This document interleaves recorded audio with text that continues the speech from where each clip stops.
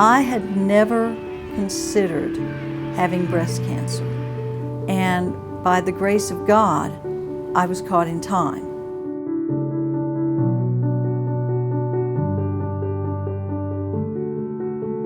I was pretty good about doing self-exams. I did them on payday. Teachers get paid once a month, so that was a pretty good time to remind yourself to do your self-exams.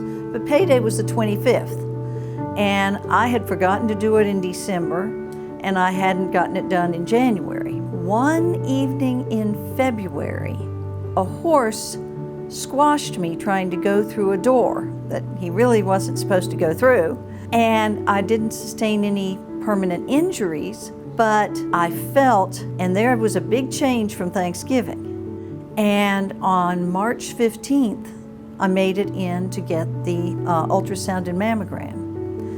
And I can remember very clearly having the radiologist walk in after the ultrasound. Then he came back in and he said, "I detect some significant changes." I will remember Dr. Claustro leaning over me in the recovery room, and he said, "Leesa, it's cancer." My theory was, okay, we've got this. What do we do next?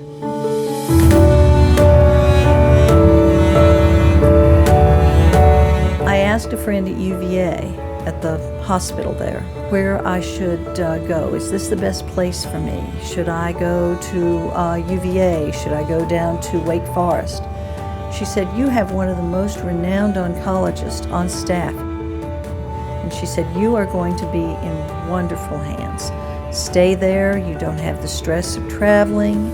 And that made it so nice because I could just pop down to the hospital, get whatever I needed done, and I was back in bed within half an hour, 45 minutes.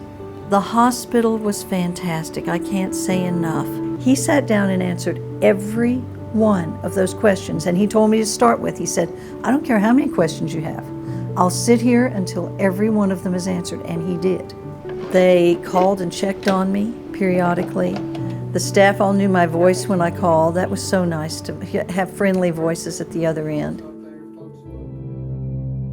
For me, breast cancer actually served as a crucible. It molded me, it changed me, because it made me stop. I was such a workaholic. I was such an active person. And it made me stop and think, what's the most important thing in your life? I spent a lot of time taking long walks with my husband, sitting on the front porch holding hands, playing cards with the family, and hopefully it has made me more aware of my surroundings, of other people, and of what's really important in life. There is no limit to the love you can share.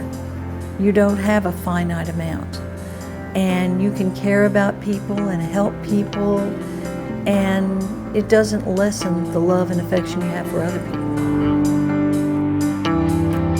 Richlands was my home. Richlands raised me.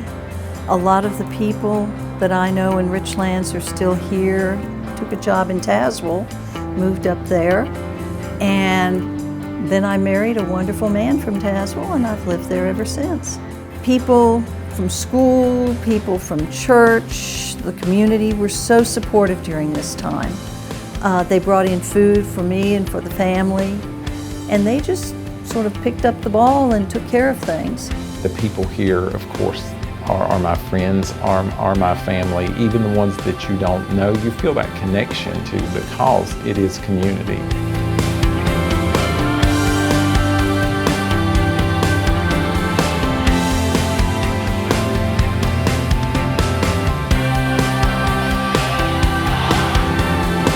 Being able to offer something to this community that can affect people's lives is just extremely rewarding to me.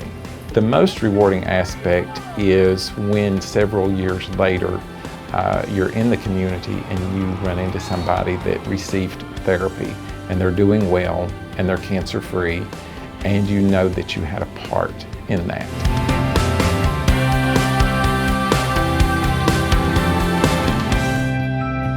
We need to regularly monitor our breasts because it can change in the blink of an eye.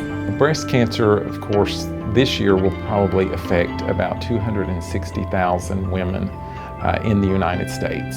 But breast cancer, if detected early, is very curable. Women that receive treatment, if the cancer is localized, after 5 years have a 99% survival rate, which is extremely encouraging. Of course, that drops significantly if they have a later stage disease. It's very important for each one of us to assume responsibility for her own health, to be proactive for her health. Do those self-exams. Not everyone can have a horse catch it for them.